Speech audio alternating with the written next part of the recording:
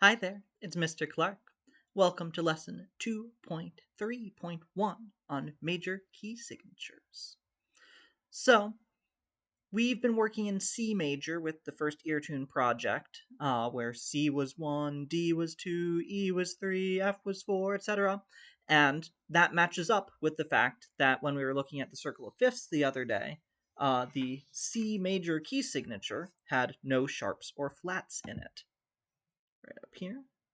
So that makes sense. But say we take the tune America, da da da da da da da da da da, and instead of having C be scale degree 1, we want, say, B to be scale degree 1. Well, that scale has 5 sharps in it. We could go to every F, put an F sharp on it, every C, put a C sharp on it, every G, every D, every A, and put sharps on them. But that's a lot of wasted time and effort. And back in the day, when people would always have to handwrite music because computers didn't exist, also a lot of wasted ink, which ink is expensive. If you didn't know that, ink is expensive. Um, so a solution that they came up with is, hey, instead of writing a sharp in front of every C and A and D and F and G, they were like, hey, why don't we just say it once at the beginning of each line? And then we never have to say it again. So that's what they did. This is called a key signature, because it gives you a clue as to what the key might be. This is not a hard and fast rule. Just because you have a key signature does not mean that a piece is in the corresponding major key. Far from it. Just like a time signature doesn't actually tell you what meter a piece is in. Like, if something's in 4/4, we know it has 4 quarter notes in a bar, but it's possible that, you have 4 beats, each of which is a quarter note. It's a faster piece, it could be 2 beats, each of which is a half note. If it's a slower piece, it could be 8 beats, each of which is an eighth note. If it's super fast, like a fast swing chart or something, it could even be 1 beat, and that beat is a whole note. So this doesn't actually tell you what the meter is, it just gives you some indications. The same way that a key signature doesn't actually tell you what key something is in, it just tells you which notes will be sharp or flat. You may recall that we've used naturals before to cancel out sharps and flats, and the same thing applies here.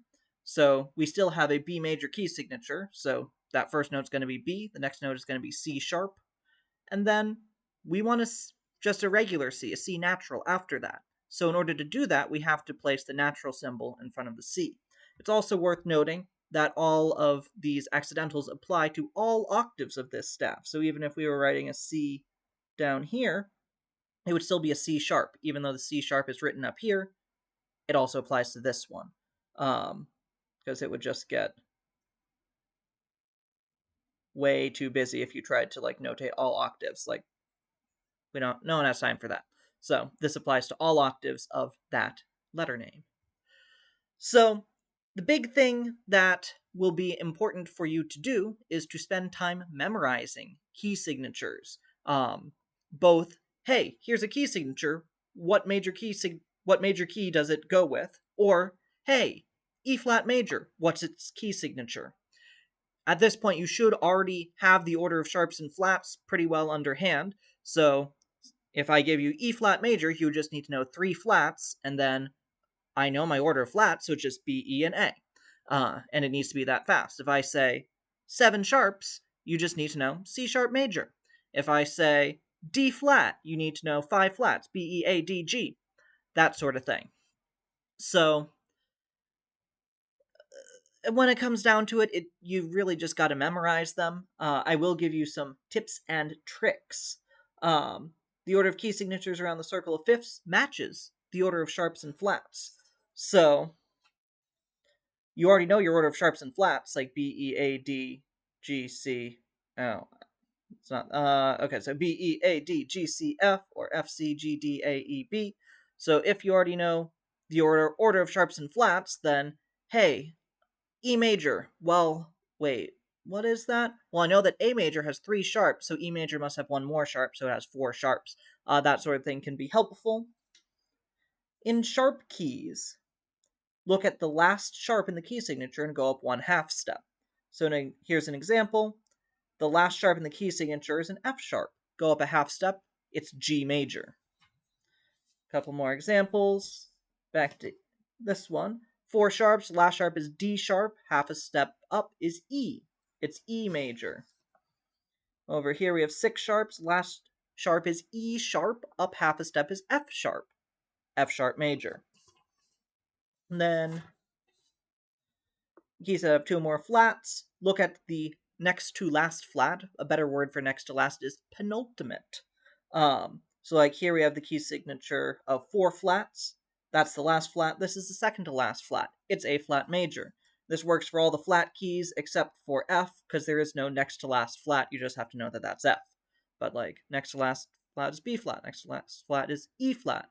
And that makes sense because the order of flats is the same as the order that you're going around the circlet. It all connects. It's all magical. And like I was saying earlier, a key signature doesn't necessarily tell you what key something is in. So here we have this 1 sharp G major. Great, not so great. Da da da da da da da da da da da da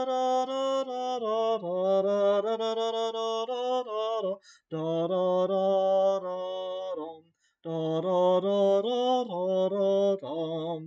This is the tune Snake Dance, and if you're trying to find out where 1 is, it feels pretty conclusive at the end. Da da da da da. So I would call that scale degree 1, and that's E, not G, so it can't be in G major if scale degree 1 isn't G. That doesn't make any sense. So this tune is actually in E minor. 1, 2, flee, 2, 1. 1, 2, flee, 5, 2, flee, 1.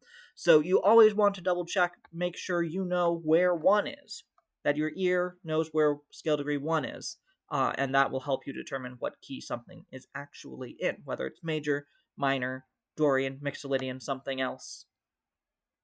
Just got to find out where 1 is, and then the key signature can help you from there. That's all I have for now. I will go ahead and see you next time.